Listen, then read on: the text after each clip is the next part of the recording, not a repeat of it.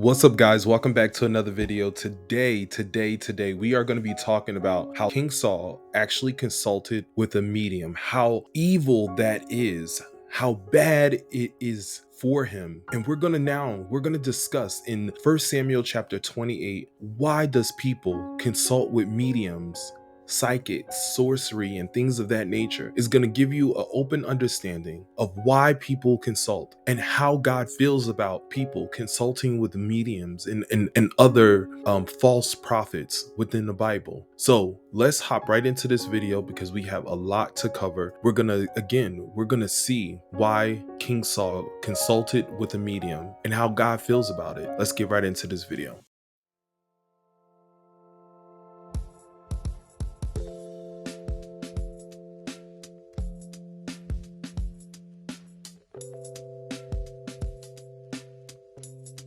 When God gives you that peace, you will rest in his security, his protection, his comfort, his love.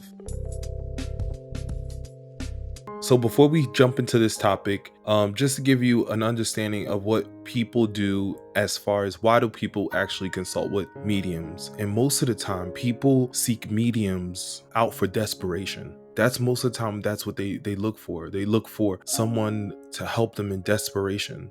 They're going through a problem, a traumatic situation, and they need help. They need counseling. And that's because there's a lack of spiritual leadership for counsel. So they seek out false prophets and mediums. And they also do it out of fear. So as we go through this journey, as we go through this journey in this chapter, keep your eyes open for what that is in mediums. Also, we need to know the definition of a medium. So let me give you a definition of what a medium is and give you some biblical understanding in regards to it. So we're gonna look it up, and we're gonna go to real quick. We're gonna go over to Leviticus chapter 19, verse 31. Do not defile yourself by turning to mediums or those who consult the spirit of the dead. I am the Lord your God. We'll also go over to Leviticus chapter 20, verse 27, and it reads, men and women among you who act as mediums or who consult the spirits of the dead must be put to death by stoning.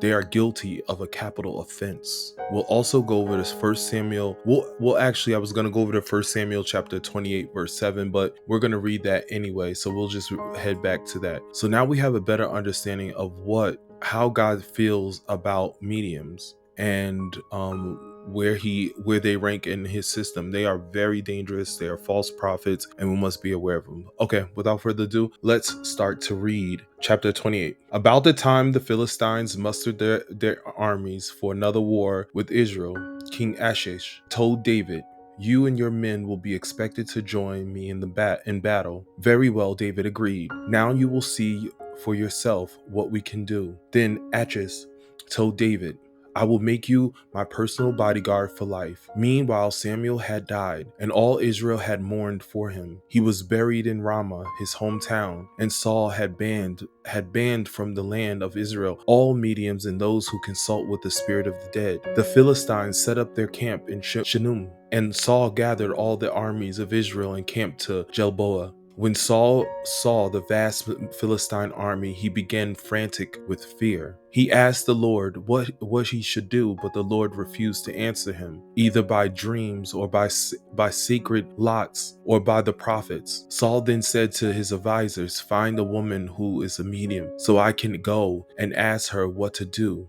His advisors replied, there is a medium at Endor. And Saul disguised himself by wearing ordinary clothing instead of his royal robes. Then he went to the woman's home at night, accompanied by two of his men. I have to talk to a man who has died. And he said, will you call up his spirit for me? Are you trying to get me killed? The woman demanded. You know that Saul has outlawed all the mediums and all who consult the spirits of the dead. Why are you setting a trap for me? So Saul took an oath in the name of the Lord and promised, as surely as the Lord lives, nothing bad will happen to you, for doing this. So I'm going to take a quick break in regards to this and stop right here at verse 11. This will give this gives a very better, a good understanding of what happens to us when we pass away in the physical realm and we go into the supernatural realm. This is stated in the Bible, and this is where we do go back to our ancestors, and this gives us a better understanding of what happens when we do pass over. However, so now let's go back to verse 11. Finally, the woman said, "Well, whose spirit do you want me to call up? Call up Samuel." Saul replied. When the woman saw Samuel, she screamed, "You deceived me. You are Saul." "Don't be afraid," the king told her. "What do you see?" I see a God coming out of the earth," she said. "What does he look like?" Saul asked. "He was an old man wrapped in a robe," he replied. Saul realized it was Samuel, and he fell to the ground before him. "Why have you disturbed me by calling me back?" Samuel asked Saul. "Because I am in deep trouble," Saul replied. "The Philistines are at war with me, and God has left me and won't reply by prophet or dreams. So I have called for you to tell me what to do." But Samuel replied, "Why ask me, since the Lord has left you and has become your enemy? The Lord has done just as he said he would. He has torn the kingdom from you and given it to your rival, David. The Lord has done this to you today because you refused to carry out his fierce anger against the Amalekites. What's more, the Lord will hand you and the army of Israel over to the Philistines tomorrow, and you and your son will be here with me. The Lord will bring down the entire army of Israel in defeat." Saul fell full length on the ground, paralyzed with fright because of Samuel's words. He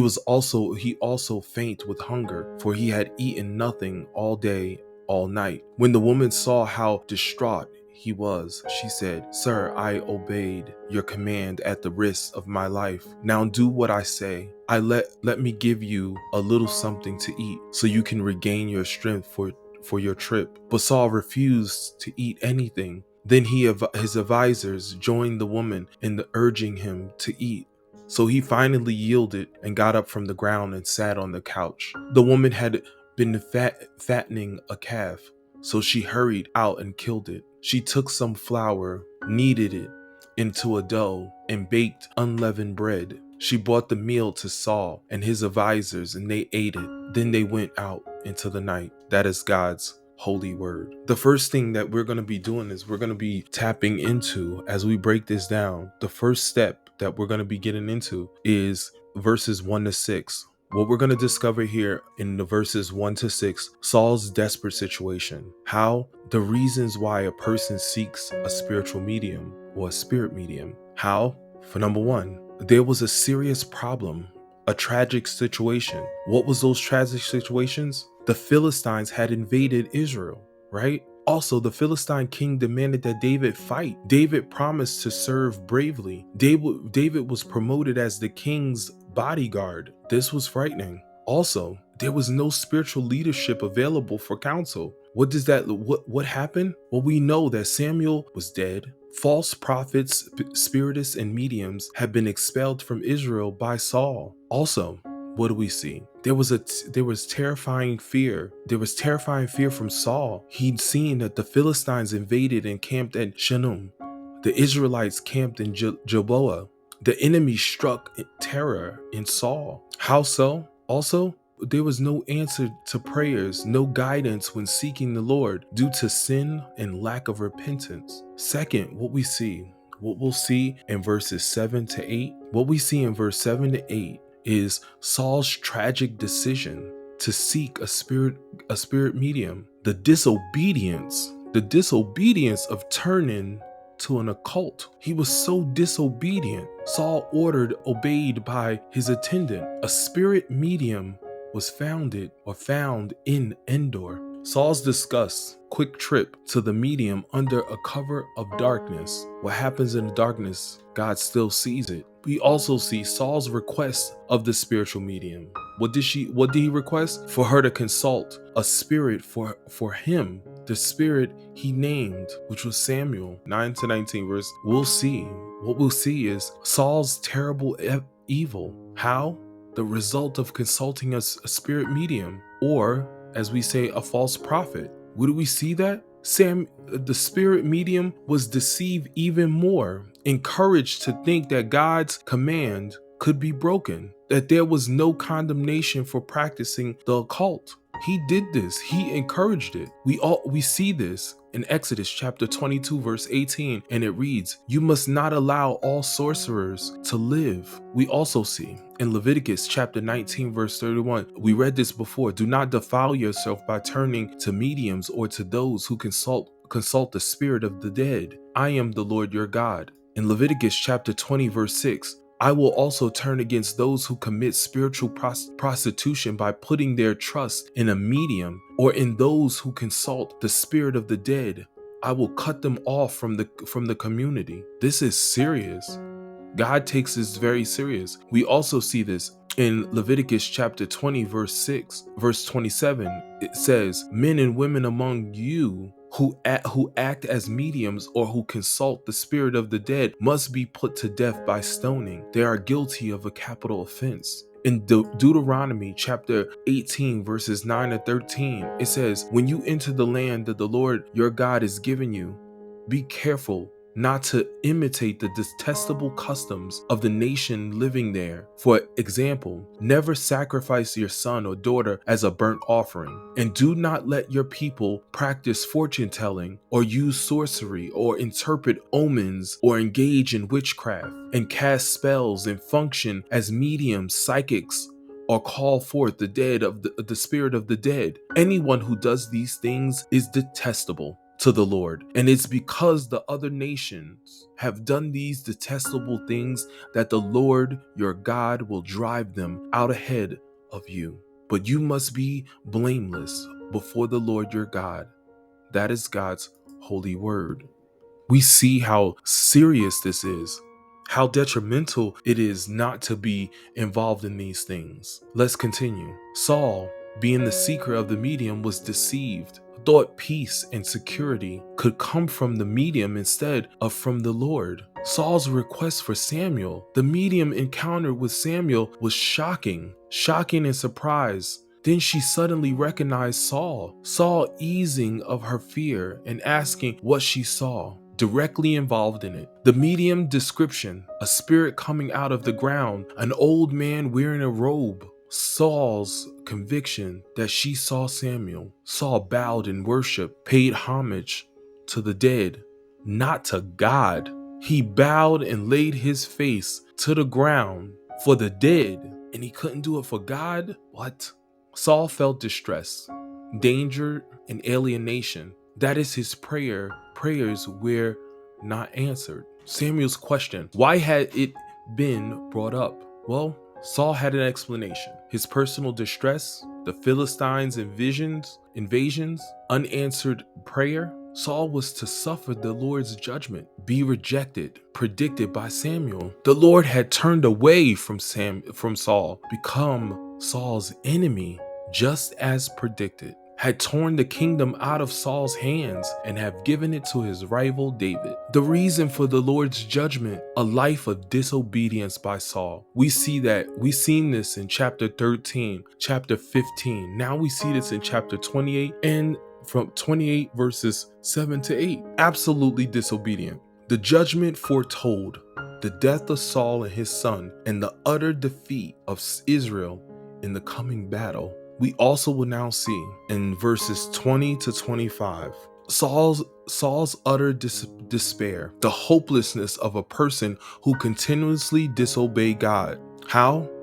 The effects of hopelessness. Hopelessness brings fear, sapped energy, weakness, no appetite. But we also see the assistance of the medium, of Saul's men. The medium strongly urged Saul to eat. She stressed that she had obeyed him. She pled with him to listen to her and eat. Saul refused.